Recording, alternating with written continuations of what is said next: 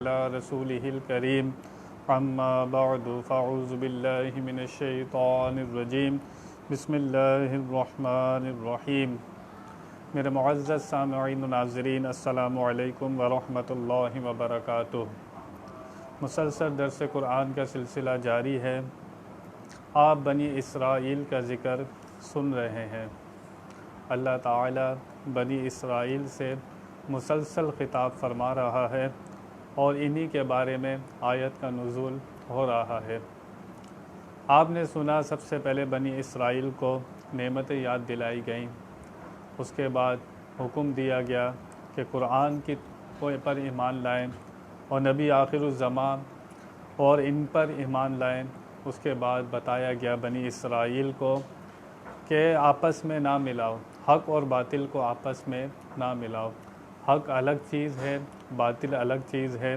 तुम आयतों के अंदर मिलावट ना करो, अपनी बातें तौरात शरीफ में ना डालो। अमीरों से पैसे लेकर तुम आयतें बदल रहे हो, अहकाम बदल रहे हो। इनको आगाह किया जा रहा है कि जो तुम कर रहे हो ये अच्छा काम नहीं कर रहे। फिर बनी इसराइल से कहा गया कि पहले कुरान पर ईमान ले आओ, नबी आखिरुज़्ज़मान सल्लल्लाहु अलैहि वसल्लम पर ईमान लाने के बाद नमाज कायम करो, ज़कात दो, रुकू करने वालों के साथ रुकू करो। मुसलसल इनसे खिताब जारी है। अब अल्लाह ताला इरशाद फरमाता है, अतअमुरूनन्नास बिलबिर्रि व तन्सौना अनफुसकुम व अंतुम ततलूनल किताब अफला ताक़िलून। सूरह बकरा आयत नंबर 44। अल्लाह फरमाता है, क्या लोगों को भलाई का हुक्म देते हो और अपनी जानों को भूलते हो, हालांकि तुम किताब पढ़ते हो, तो क्या तुम्हें अकल नहीं है। बनी इसराइल की एक और बुराई और बुरी खसलत को यहाँ बयान किया जा रहा है कि तुम दूसरों को हिदायत का रास्ता बताते हो और दूसरों को ये भी कहते हो कि ये नबी सच्चे हैं, लेकिन खुद उन पर ईमान नहीं लाते। तो तुम्हारा ये मुनाफिकपन, दोगलापन, ये कोई खैर की चीज़ नहीं है। तुम ये अच्छा नहीं कर रहे कि दूसरों को तो कह रहे हो ये नबी सच्चे हैं, लेकिन ख़ुद भी जानते हो लेकिन मानते नहीं हो। बनी इसराइल के उलमा यहूद का, कुछ उलमा का ये ख्याल था कि हम लोग कुछ लोगों को ये कहते हैं कि यार तुम इस कुरान पर भी ईमान ले आओ, इस नबी पर भी ईमान ले आओ। तो उनके दिल में ये गुमान था कि हमारे बताने से ये लोग जो नेकियां कर रहे हैं, कुरान पर ईमान ला रहे हैं, आखिरी नबी पर ईमान ला रहे हैं, उनको सच्चा कह रहे हैं, तो जो इनको सिला मिलेगा, सवाब मिलेगा, उनमें हमारा भी हिस्सा होगा। उन्हें बताया जा रहा है जब तक पहला हक़ ये है कि ख़ुद ईमान लाओ, फिर दूसरों को ईमान की तरगीब दो, तो फिर उस तरगीब में तुम्हारा कुछ हिस्सा होगा। ऐसा नहीं हो सकता कि तुम ख़ुद तो ईमान ना लाओ और दूसरे ईमान ले आएँ, तुम्हें इसका सिला मिले, ऐसा नहीं हो सकता। जो इंसान रोटी खाएगा पेट भी उसी का भरेगा, जो इंसान दवाई पिएगा शिफा भी वही पाएगा। ऐसा नहीं हो सकता। ये आया मुबारका कि अल्लाह फरमाता है कि दूसरों को भलाई का हुक्म देते हो, ख़ुद मानते नहीं हो। इसका शान नुज़ूल कुछ वजह से बताया जाता है कि ये मामलात ख़ास थे, ये वाक़या ख़ास था। इस आयत का अल्लाह ताला ने नुज़ूल फरमाया। उलमा यहूद से उनके मुसलमान रिश्तेदारों ने पूछा कि दीन इस्लाम सच्चा है कि नहीं, तो उन्होंने जवाब दिया कि तुम इस पर कायम रहो, ये दीन सच्चा है और कुरान हक़ है। इस पर यह आया करीमा नाजिल हुई। अपने रिश्तेदारों को क्या कह रहे हैं? जो उनके करीबी रिश्तेदार ईमान ले आए, अहले यहूद के, उलमा यहूद के, उनसे कह रहे हैं ये दीन भी सच्चा है, ये नबी भी सच्चा है, ये कुरान भी सच्चा है, तुम इन पर ईमान ले आओ। इस वजह से ये आयत नाजिल हुई कि तुम दूसरों को तो कह रहे हो ये सच्चा है, लेकिन ख़ुद मानते नहीं हो। दूसरी रिवायत जो मशहूर है कि अरब के यहूदी हुजूर सल्लल्लाहु अलैहि वसल्लम की तशरीफ़ आवरी से पहले मुशरिकीन अरब को नबी आखिरुज़्ज़मान की तशरीफ़ आवरी की ख़बरें देते थे और इनकी अताअत करने की हिदायत करते थे। फिर जब हुजूर तशरीफ़ लाए तो ये हिदायत करने वाले हसद से ख़ुद काफिर हो गए तब यह आया करीमा नाजिल हुई। उलमा अहले यहूद हुजूर की तशरीफ़ आवरी से पहले आपके आने की ख़बरें दिया करते थे मुशरिकीन को, लेकिन जब आप आ गए तो हसद की वजह से ख़ुद ईमान नहीं लाए। दूसरों को तो खुशखबरियाँ दे रहे हैं, ख़ुद ईमान नहीं ला रहे, तो चुनाचे अल्लाह ताला ने इनके हक़ में यह आया करीमा नाजिल फरमाई। एक और रिवायत मिलती है, तफसीर रूहुल बयान ने इस जगह फरमाया है कि उलमा यहूद इन गरीब यहूदियों से जिनसे कुछ दुनियावी लालच न था चुपके से कह देते थे। गरीब जो यहूदी थे उनसे ये उलमा यहूद कह देते थे, उनसे कोई लालच नहीं था, पैसों के आने की कोई उम्मीद भी नहीं थी, उनसे कह देते तुम ईमान ले आओ, ये नबी सच्चे हैं। तो लेकिन मालदारों को क्या कहते थे, पता नहीं ये नबी सच्चे हैं या नहीं हैं, इनमें कुछ अलामतें हैं, कुछ अलामतें नहीं हैं आखिरी नबी होने की। क्योंकि अमीर लोग अगर ईमान ले आते, मालदार यहूदी ईमान ले आते, तो उलमा यहूद की आमदनी पैसा बंद हो जाता, तो उनको ये लोग शुबे में रखते थे। लेकिन गरीब उलमा को गरीब यहूदी को ये लोग कह देते थे तुम ईमान ले आओ। तो इनकी मुनाफ़क़त की वजह से अल्लाह ताला ने आयत नाजिल फरमाई कि अहले यहूद तुम दूसरों को नेकी का हुक्म देते हो, कहते हो ईमान ले आओ, ये नबी भी सच्चे हैं, लेकिन अपने आप को भूलते हो। चुनाचे सबसे पहले हमज़ा इस्तिफ़हाम लाया गया। अलिफ़ अतअमुरूना, तअमुरूना अमरुन से बना है, जिसके मायने होते हैं अपने छोटे को किसी चीज़ का हुक्म देना। तो उलमा यहूद अहले यहूद को उनसे छोटे थे, उलमा यहूद बड़े थे, चुनाचे वो इनको हुक्म दिया करते थे ईमान लाने का, भलाई का। हमज़ा इस्तिफ़हाम अतअमुरूना अलिफ़ लगाया गया है और फरमाया जा रहा है क्या इज़हार ताज्जुब के लिए लाया जाता है, क्या तुम लोग ख़ुद इनको हुक्म देते हो ईमान लाने का, बड़ा ताज्जुब है तुम पर और बड़ा अफसोस है तुम पर कि तुम अपनी जानों को भूलते हो और दूसरे को ईमान लाने का कहते हो। और अतअमुरूना बिलबिर्रि किस चीज़ का हुक्म देते थे, बिलबिर्रि कहा जाता है नेकी को, और सच को कहा जाता है, सच्चाई को कहा जाता है। इनको कहा करते थे कि तुम तो जो ईमान ले आओ, तुम सच्चे हो जाओ, लेकिन इनको हुक्म दे रहे हैं, लेकिन आगे तनसौना अनफुसकुम, दूसरों को कह रहे हैं अपनी जान को भूल रहे हैं। एक होता है कि इल्म के बाद भूलने को निस्यान कहते हैं और मुतलक भूलने को सहफ कहते हैं। उलमा यहूद इल्म रखने के बावजूद अपनी जानों को भूल रहे थे, उनसे कह रहे थे नेकी का हुक्म दे रहे थे उनको, लेकिन अपनी जानों को भूल रहे थे जानबूझकर। ये नहीं कि उन्हें पता नहीं था, उनको सब पता था। वो तौरात शरीफ की तिलावत भी करते थे, उसके अहकाम भी पढ़ते थे, उनको सब पता था कि ये नबी भी सच्चे हैं, ये कुरान भी सच्चा है। दूसरों को नेकी का हुक्म दे रहे थे, अपनी जानों को भूल रहे थे। व अंतुम ततलूनल किताब, अल्लाह फरमा रहा है तुम इस किताब की तिलावत करते हो तौरात शरीफ की, और तुमने इसमें सब अहकाम पढ़े हैं। ये कितना बड़ा अज़ाब है कि ख़ुद उस पर अमल ना करना, दूसरों को वो बात बताना कि तुम नेकी करो और अपनी जानों को भूलना। अल्लाह फरमाता है अफ़ला ताक़िलून, क्या तुम लोग अकल नहीं रखते। फिर अलिफ हमज़ा इस्तिफ़हाम, हम भी कहते हैं ना यार कोई गलत काम करते, हम कहते हैं यार तुम क्या अकल नहीं रखते, तुम्हें अकल नहीं है क्या। अल्लाह फरमा रहा है तुम ये क्या काम कर रहे हो, तुम जानबूझकर दूसरों को नेकी का हुक्म दे रहे हो, दिल में जानते हो ये नबी सच्चे हैं। अल्लाह फरमा रहा तुम लोग अकल नहीं रखते। अगर अकल रखते तो फिर इस तरह के काम ना करते। इसका मतलब है कि तुम अकल नहीं रखते। अकल वाले होते तो पहले ख़ुद इस पर ईमान लाते, फिर दूसरों को उस पर ईमान लाने का हुक्म देते। तो फिर आपने सुना उलमा बनी इसराइल दूसरों को नेकी का हुक्म दे रहे हैं, लेकिन अपने आप को भूल रहे हैं। तो ये लोग अकल वाले नहीं हैं।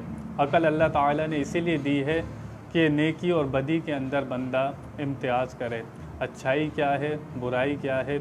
अल्लाह ताला ने यह अकल बतौर नेमत इंसान को दी, और इसलिए इंसान को अशरफुल मखलूक़ात बनाया कि ये बुराई और अच्छाई में तमीज़ करता है, इसको अकल दी है। जानवरों को अकल भी है, जानवरों को अकल नहीं है, नफ्स है उसके साथ। फरिश्तों के पास नफ्स है, जिस्म नहीं है, अकल है। फरिश्तों के पास जिस्म नहीं है, ना नफ्स है उनके पास, वो नूर है।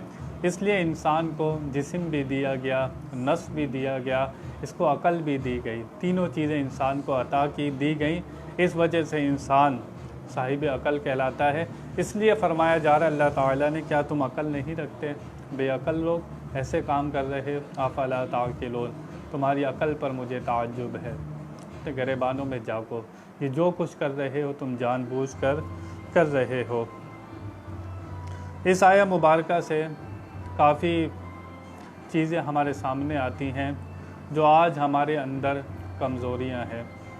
मैं भी वाइज़ हूँ, बयान करता हूँ, लेकिन बयान इसी उम्मीद पर करता हूँ शायद किसी के दिल में मेरी बात उतर जाए, और इसकी दुआ से मैं लोगों को समझाते समझाते एक दिन खुद भी हया और शर्म करूँ, जो कुछ कह रहा हूँ वो मेरा अमल भी हो। यही मेरी पूरी कोशिश है, पूरी इंसान की उम्मीद और लगन कोशिश यही होनी चाहिए कि जो कुछ मैं बयान कर रहा हूँ उसके ऊपर मैं अमल भी करता हूँ, और यही असल कामयाबी है। तो बनी इसराइल के उलमा क्या कर रहे थे? वो दूसरों को तो नेकी का हुक्म दे रहे थे, लेकिन अपनी जानों को भूल रहे थे। वो अपनी जानों को भूल रहे थे। तो उनसे यही कहा जा रहा है कि तुम दूसरों को नेकी का हुक्म देते हो, अपनी जानों को भूलते हो, ये तुम अच्छा काम नहीं कर रहे, अपने लिए कोई हिदायत नहीं जमा कर रहे, बहुत बुरा काम कर रहे हो।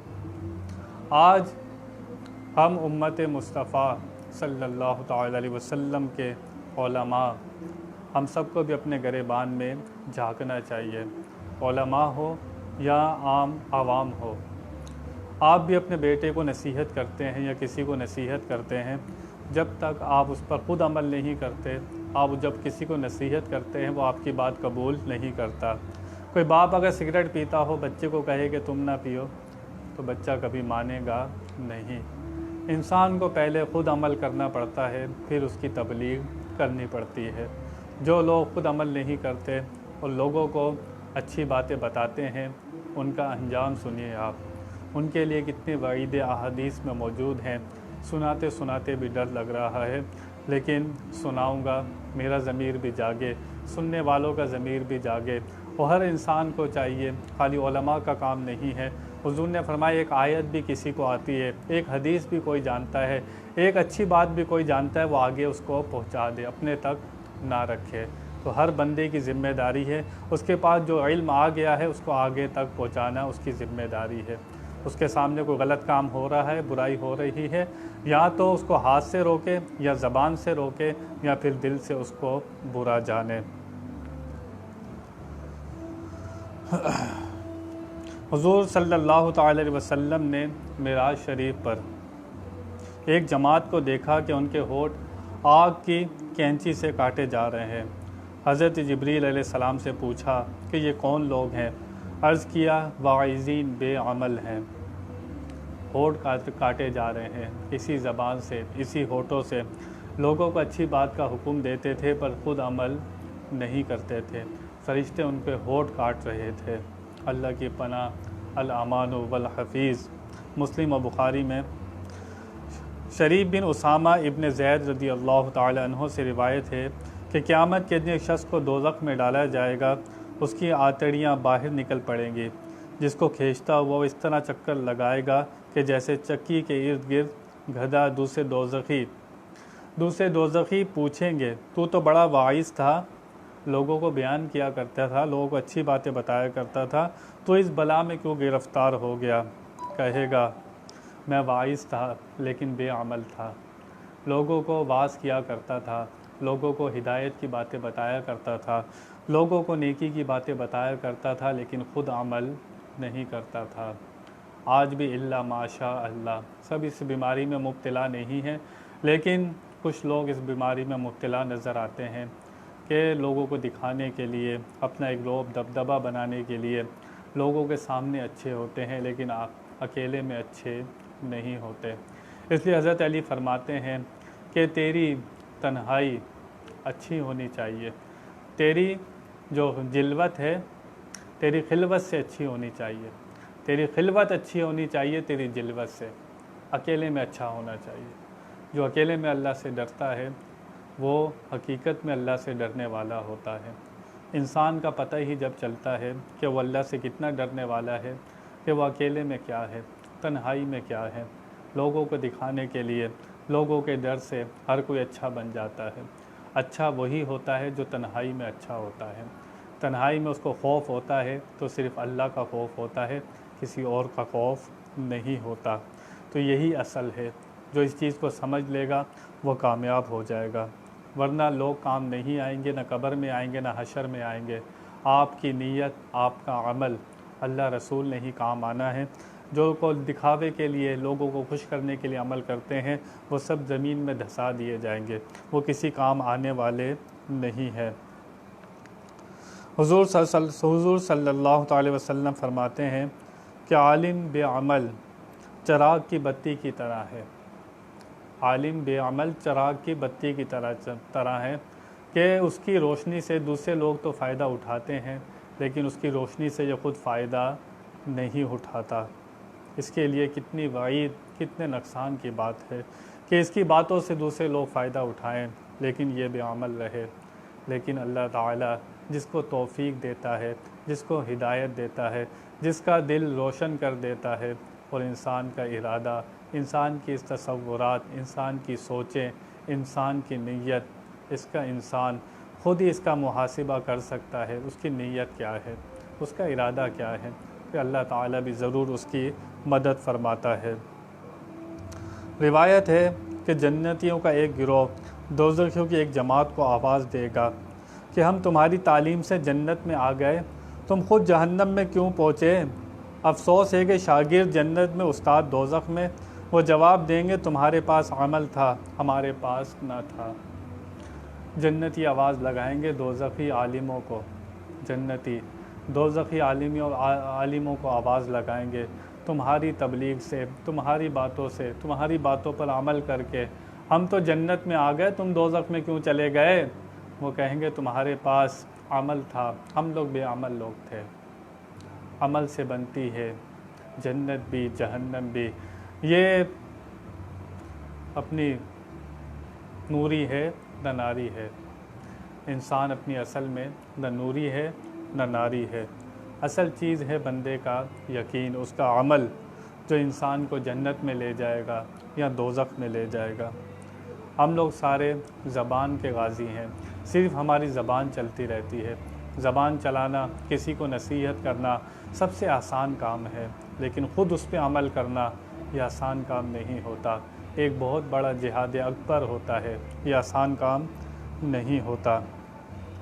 सहाबा कराम के पास ऐसे जलसे नहीं होते थे बड़े बड़े, और ऐसे तर्रार मुकर्रिर नहीं होते थे, शोला बयान नहीं होते थे, लेकिन सहाबा कराम एक बात कहा करते थे, सामने वाले की दुनिया बदल जाती थी। उनका दिल रोशन था। वो जो बात कहते थे उस पर ख़ुद आमिल होते थे, पहले उस पर ख़ुद अमल करते थे, फिर वो बात कहते थे। चुनाचे एक मौलाना साहब वाज़ कर रहे थे, उन्होंने कहा बिस्मिल्लाह पढ़कर समंदर से रास्ता मांगो, रास्ता मिल जाता है। सामने एक सुनने वाला देहाती बैठा हुआ था, इतना आलिम नहीं था, पढ़ा लिखा नहीं था। उसने कहा मैं समंदर पार करके आता हूँ, इतने पैसे देता हूँ कश्ती वाले को, आता हूँ फिर जाता हूँ, देहात से शहर आता हूँ, शहर से फिर देहात जाता हूँ, मेरे तो कितने पैसे बच जाएंगे। मौलवी साहब ने क्या नुस्खा बता दिया।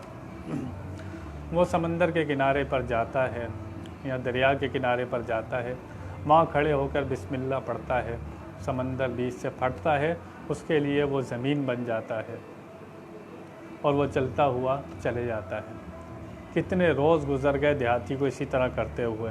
वो इस किनारे पे बिस्मिल्लाह पढ़ता, उस किनारे पे बिस्मिल्लाह पढ़ता, उसको रास्ता मिल जाता, काफ़ी पैसे बच गए उसके पास। उसने कहा ये सब कुछ जो पैसे बचे हैं मेरे पास, ये मौलाना साहब की वजह से बचे हैं, क्यों ना मौलाना साहब की दावत की जाए। वो गया मौलाना साहब के पास, कहने लगा मैंने आपकी दावत करनी है। मौलाना साहब ने कहा अच्छा आपके साथ चलेंगे। मौलाना साहब आ गए। जब उस शख्स के साथ दरिया के किनारे पर आए तो मौलाना साहब ने कहा कोई कश्ती लाओ, कोई इंतज़ाम करो, ये समंदर कैसे पार करेंगे। उसने कहा मौलाना साहब इसीलिए तो दावत की है, दावत इसीलिए की है आपकी, आपने ही बताया था बिस्मिल्लाह पढ़ो, ये समंदर जो है रास्ता दे देता है। तो मैं तो यही करता हूँ, बिस्मिल्लाह पढ़ता हूँ, ये समंदर मुझे रास्ता दे देता है। मौलाना साहब ने कहा मुझे रस्सी कुछ बांध लो, बिस्मिल्लाह तो मैं पढ़ता हूँ, देखो रास्ता मिलता है या नहीं मिलता।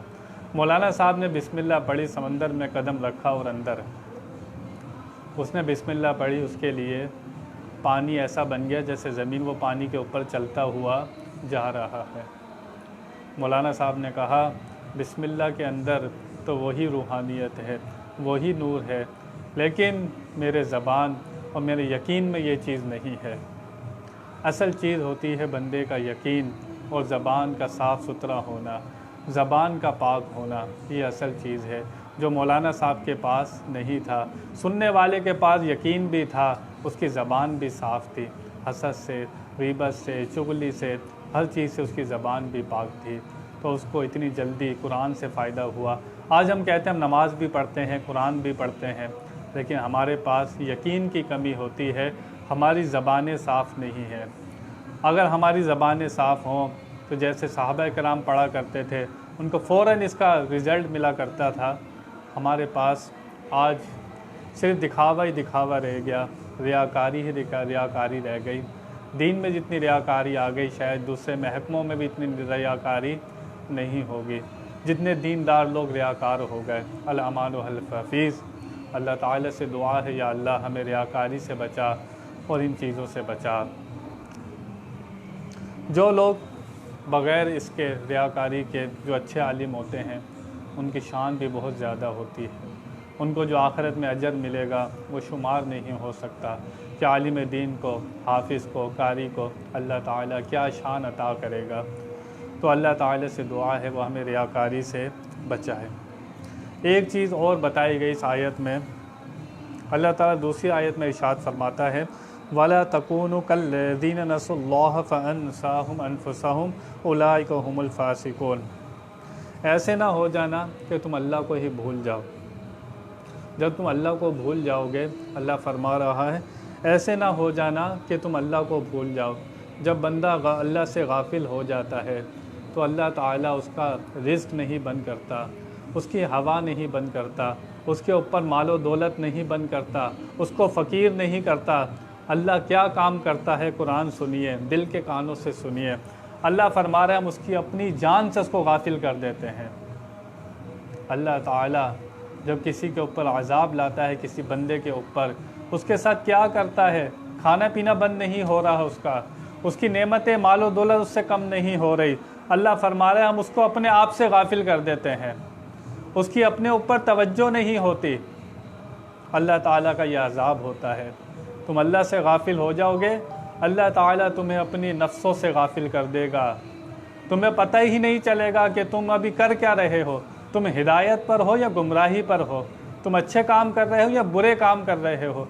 तुम्हारे बुरे काम शैतान सजा सजा कर तुम्हारे सामने रखेगा कि तुम अच्छे काम कर रहे हो। अल्लाह ताला अपनी जान से बंदे को गाफिल कर देता है, अपने नफ्स के अंदर झांकने का मौका नहीं मिलता। सारी तवज्जो मखलूक के ऊपर होती है, आवाम के ऊपर होती है कि लोग क्या कर रहे हैं, लोग क्या कह रहे हैं, लोग कैसे जी रहे हैं। हालांकि उसको करना था, अपने आप को देखना था। क़यामत में उसने अपना जवाब देना है, कब्र में अपना जवाब देना है, लोगों का जवाब नहीं देना। आज लोग अपनी परेशानियां, टेंशनें ख़त्म करने के लिए दूसरों का मौजू छेड़ लेते हैं, घंटों उस पर बात करते हैं। देखो यार फ़लाना फ़कीर था, उसने ऐसे रकम कमाई, वालिदैन को सताता है, फ़लाना ऐसा करता है, फ़लाना ऐसा करता है। घंटों गुजर जाते हैं बातें करते हुए। अल्लाह फरमा रहा है जो बंदा मुझसे गाफिल होता है, मेरी याद छोड़ देता है, अल्लाह फरमा रहा है मैं अपनी जान से उसको गाफिल कर देता हूँ। इसलिए अल्लाह फरमाता है जिसने पहचाना अपने नफ्स को, उसने पहचाना अपने रब को। लोग मस्जिद में अल्लाह को ढूंढते हैं, कोई जाके कहाँ अल्लाह को ढूंढता है, कोई बाहर अल्लाह को ढूंढता है। अल्लाह बाहर नहीं है, बंदे के अंदर है, उसका ज़मीर अगर ज़िंदा है। अल्लाह फरमा रहा है उसको अंदर से गाफिल कर देते हैं। जब बंदा अंदर से गफलत करता है, उससे फिर कभी हिदायत नहीं मिलती, वो कभी रब को नहीं पा सकता, रब के करीब होने का उसको यकीन नहीं हो सकता। तो ये अल्लाह ताला का सबसे बड़ा अज़ाब है कि हम अपने आप से गाफिल हो जाते हैं। अल्लाह ताला, मैंने बताया, कोई नेमत उससे छीनता नहीं है, औलाद भी देता है उसको, पैसा भी देता है, माल दौलत भी देता है, लेकिन उसको हिजाब नहीं उठाता उसके आगे से। बंदा कामयाब कौन होता है? अल्लाह फरमा रहा, अल्लाह जिससे खुश होता है, जिससे राज़ी होता है, उसको अपने आप से उसकी मुलाकात हो जाती है। वह बंदा अपने दिल में झांकता है, अपने अंदर झांक कर अपने ज़मीर को टटोलता है कि मैं कहाँ खड़ा हूँ। ये तुम्हें कोई नहीं बताएगा कि तुम अच्छा काम कर रहे हो, बुरा काम कर रहे हो। मुफ्ती तुम्हारे अंदर बैठा है, वो तुम्हारा ज़मीर है। तुम किसी के साथ बुरा करोगे, किसी से पूछने की ज़रूरत नहीं है, तुम्हारे अंदर से आवाज़ आनी चाहिए। तो जिसके अंदर ज़मीर ज़िंदा होता है, ज़रूर वो अल्लाह के करीब होता है। तो हम, मुझे और आपको भी इस चीज़ पर गौर करना चाहिए। ये अल्लाह का सबसे बड़ा अज़ाब होता है कि बंदा अपने अंदर नहीं झांकता, अपनी बुराइयों को नहीं टटोलता, दूसरों की बुराइयों को टटोलता है। लेकिन जब अल्लाह जिससे मोहब्बत करता है, जिस पर इनाम करता है, उसके अंदर से पर्दे हटा देता है, उसकी आँखों से पर्दे हटा देता है, उसकी सारी तवज्जो अपने नफ्स पर होती है, अपने ऊपर होती है सब कुछ, फिर वो बाहर नहीं देखता। तो इसलिए फरमाया जा रहा है बनी इसराइल के उलमा से, तुम दूसरों को नेकी का हुक्म देते हो, अपनी जानों को भूल जाते हो, अपनी जानों को भूल जाते हो। ये अल्लाह का अज़ाब है कि बंदा जब अपने नफ्स को भूल जाता है, अपनी जान को भूल जाता है, दूसरों के फ़िक्र में मारा जाता है। पहले हक़ ये था कि अपने आप को अच्छा करता, अपने आप को पाबंद करता, अपने आप को पाक करता, अपने दिल को पाक करता, रूहानी भी साफ़ होता, ज़ाहिरी भी साफ़ होता, फिर अपने घर वालों को तबलीग करता, फिर बाहर तबलीग करता। लेकिन सब कुछ इसके बरअक्स हो रहा है। ये बहुत अहम नुक्ता है। जो इसको समझ लेगा इस बात को कि मुझे बाहर नहीं देखना, मुझे अंदर देखना है, और अल्लाह का ये सबसे बड़ा अज़ाब है कि तुम्हें अपनी जान से गाफिल कर देगा। तुम कहाँ खड़े हो तुम्हें पता ही नहीं होगा, लेकिन तुम्हें अगर हिदायत पे लाना चाहेगा तो तुम्हारे ज़मीर को ज़िंदा करेगा, तुम्हें मौका देगा अपने अंदर झांकने का। जो अपने मन में डूब कर पाजा सुरागे ज़िंदगी, अल्लामा इकबाल भी कहते हैं कि अपने मन में डूब कर पाजा सुरागे ज़िंदगी। जो अपने अंदर झांकता है उसको रब मिल जाता है। ये दिल अल्लाह ने बनाया ही इसलिए है। वह फरमाया, मैं सातों आसमानों में नहीं समा सकता, सातों ज़मीनों में नहीं समा सकता, समाना चाहूँ तो अपने बंदे के दिल में समा जाता हूँ। हदीस शरीफ में, जिसने पहचाना अपने नफ्स को उसने पहचाना अपने रब को।